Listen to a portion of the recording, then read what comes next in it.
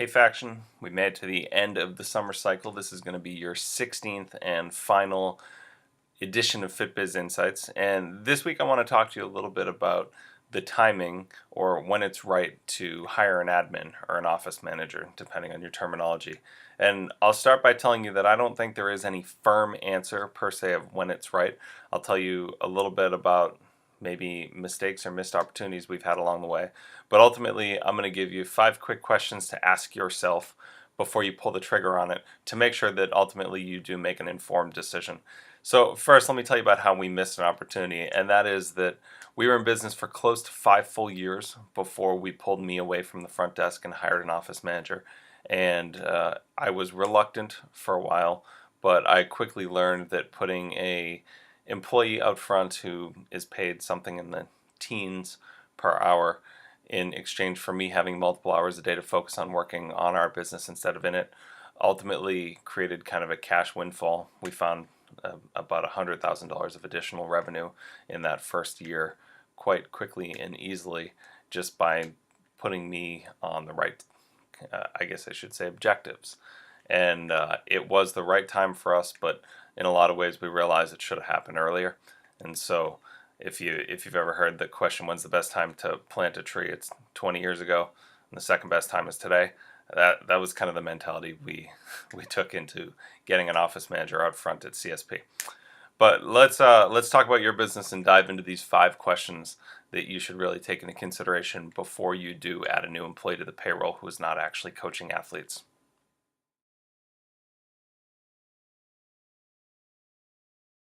The first question I think you should ask yourself is whether or not your team, collectively your coaches, are operating at or at least in the vicinity of full capacity.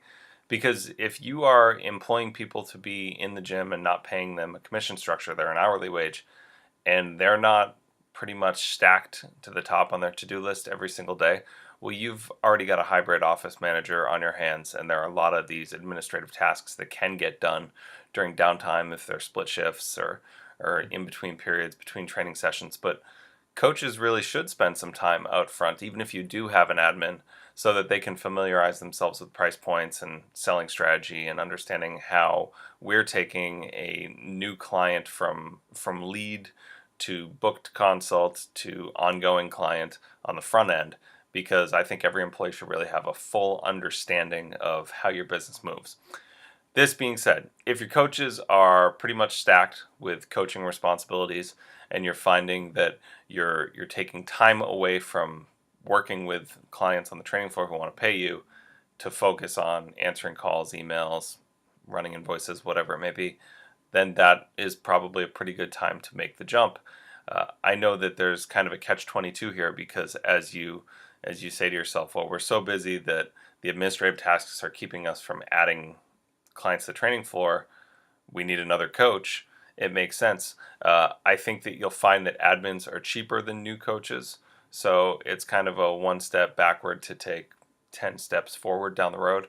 So for us, it came in 2012, probably should have been as early as the middle of 2010, but you live and you learn, and I hope you learn from our mistakes. So assuming your coaches are just about at capacity and admin work is slowing down their ability to coach athletes, it's time to add an admin to the team.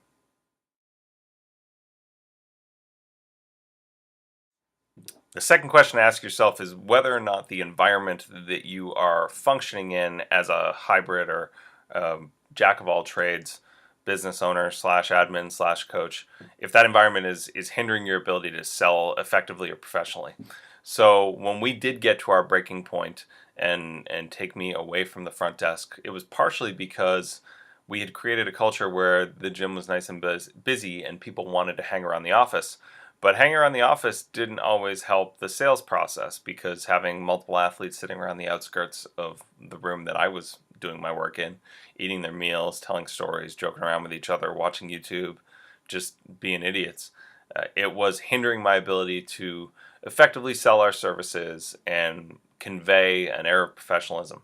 And we realized that if I was going to actually convert leads with people who were a little bit skeptical, I couldn't do it with minor leaguers sitting Indian style next to my desk.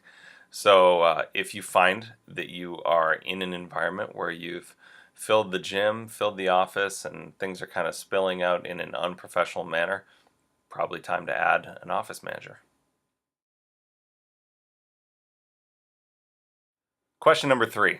Have you actually outlined a job description, or is adding an office manager something on your to-do list that's basically your way of saying, I'm sick of doing busy work, I need to make my life easier, but I haven't really thought about it.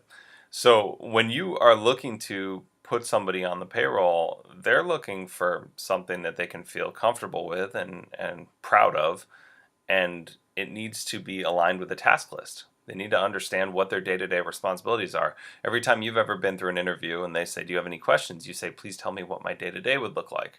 Or at least that's what every single intern candidate I've interviewed in the last 10 years has asked me, first or second during that portion of the interview. So you need to be prepared to answer that question. What does the day-to-day look like for your office manager or your admin? Are they expected to just answer calls, just swipe credit cards and schedule sessions? Fine, that can be a job description. But if they're going to get hit with tasks like running to grab your lunch, running to grab the mail, making trips to the dumpster, these things should really be put up front right on the beginning of the process as you hire in the job description, because it's not fair if the employee feels like they were misled about the opportunity coming in and they were handed something different from what they were expecting. The fourth question I want you to ask yourself is whether you're actually ready or not to relinquish the role that you're in. And I'm not saying that it's glamorous being the person at the front end, but it is something that you've probably become pretty comfortable with, and you've found your groove, and you are the person who created this business that now justifies adding somebody to possibly take over this role. And it's a tough pill to swallow when you realize that you're giving away the reins to do this very important role. So if you are 100% okay with somebody else answering the phone, somebody else giving the pitch on the front end, somebody else answering maybe difficult questions or handling uh, anxious or frustrated clients in the moment, then it's time. But this is going to be hard. So if you're prepared to relinquish face of the business status, then it's time.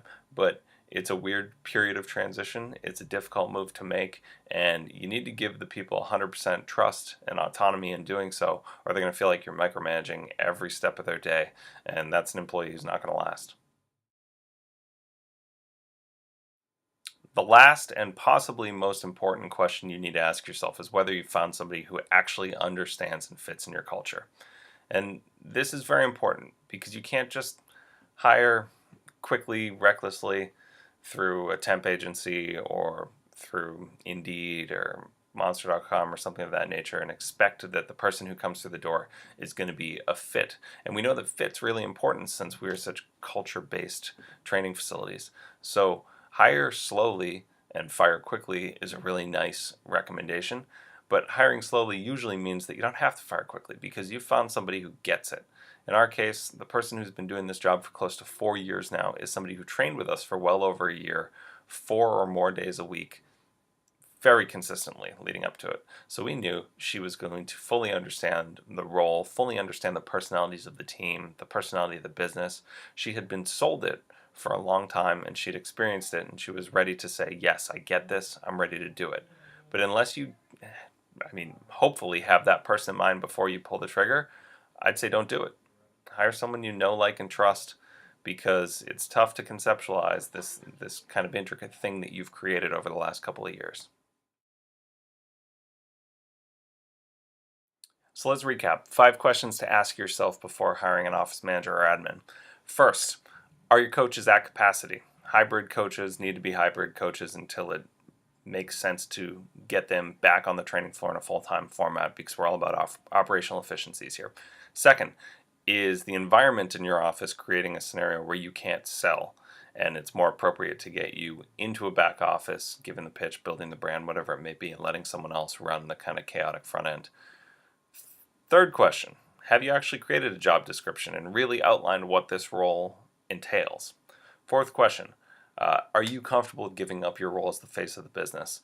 It's a big moment when you hand it off. It's kind of like that first time you drop your kid off at daycare and you anxiously walk away.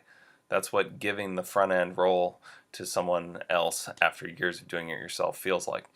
And the last question is, do you have someone in mind who is the right fit? Because culture is everything, and you can't just hire someone who has not experienced the business for a period of time coming in. So that's it for the summer session. I'm going to be back with you guys in the fall in a similar role, putting together probably about half videos, half participation in these business meetups and live type faction events. And I look forward to talking to all of you.